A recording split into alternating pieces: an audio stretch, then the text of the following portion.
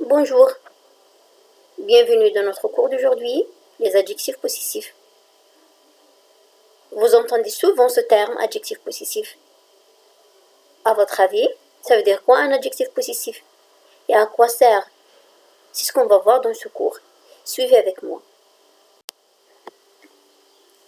Alors, les adjectifs possessifs viennent du mot possession ou du verbe posséder. C'est pour répondre à la question qui possède? Et quoi? Qu'est-ce qu'elle possède?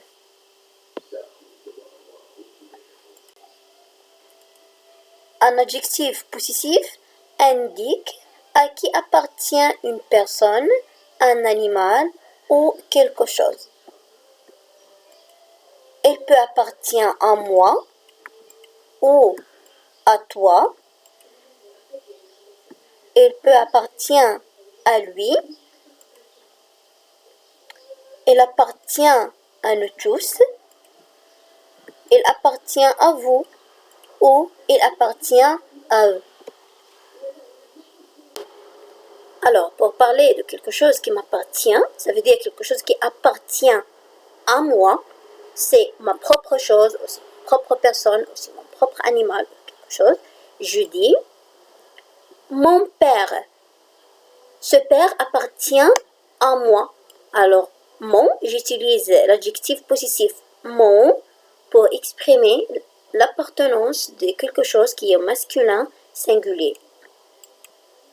Ma, exemple, ma mère, pour le féminin singulier, j'utilise ma. Devant un nom féminin singulier, j'utilise l'adjectif possessif ma. Mes frères, pour le pluriel, j'utilise l'adjectif possessif mes. Exemple, j'ai perdu mon chat. Ma sœur m'a donné sa tortue. C'est moi qui ai perdu le chat. C'est mon chat qui était perdu. Mais ma sœur appartient à moi. C'est ma sœur. Elle m'a donné sa tortue. La tortue appartient à ma sœur. C'est la tortue de ma sœur, mais elle m'a donné pour me calmer. Et pour parler de quelque chose qui t'appartient, ça veut dire appartient à toi. J'utilise l'adjectif possessif suivant.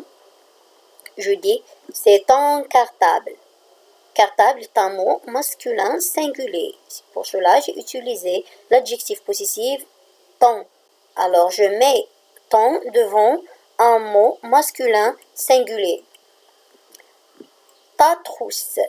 Ta est un adjectif possessif féminin parce que le mot trousse est un mot féminin singulier. Tes affaires. Tes est un adjectif possessif pluriel parce que le mot affaire avec S à la fin est un mot pluriel. Exemple, mets tes affaires dans ton cartable et va à ton école. Tes affaires, ton cartable. Cartable est un mot masculin. C'est pour cela que j'ai mis dans l'adjectif possessif masculin.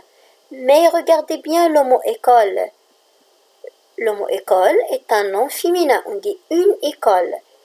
École est un mot féminin. Mais pourquoi j'y mets l'adjectif possessif ton? Retenez bien, devant les noms féminins qui commencent par une voyelle ou par H, on met l'adjectif possessif masculin. Exemple, mon histoire. Histoire est un nom féminin, mais il commence par H. C'est pour cela que j'ai mis l'adjectif possessif mon. École est un nom féminin, mais j'y mets l'adjectif possessif ton qui est masculin parce qu'il commence par E. Son assiette. Assiette est un mot féminin, mais j'y mets l'adjectif possessif masculin son parce que le mot assiette commence par A. Et pour parler de quelque chose qui appartient à quelqu'un qui n'est pas là, quelqu'un qui est absent et qui n'est pas avec nous, ça veut dire il appartient à lui. J'utilise les adjectifs possessifs avec S. Exemple, c'est son chien. Son chien. Son est un adjectif possessif masculin parce que le mot chien est un mot masculin singulier. Sa chienne. ici, chienne, c'est un mot féminin, alors j'ai utilisé l'adjectif possessif ça. Ses amis, le mot ami est un mot pluriel, c'est pour cela que j'ai utilisé l'adjectif possessif c'est. Exemple, et il joue avec ses amis avec sa nouvelle balle. Et il joue avec ses amis avec sa nouvelle balle. C'est pluriel parce que ami est pluriel. Ça, féminin, parce que sa nouvelle balle est un nom féminin. Et pour parler de quelque chose qui nous appartient, ça veut dire il appartient à nous tous. J'utilise les adjectifs possessifs notre et nos.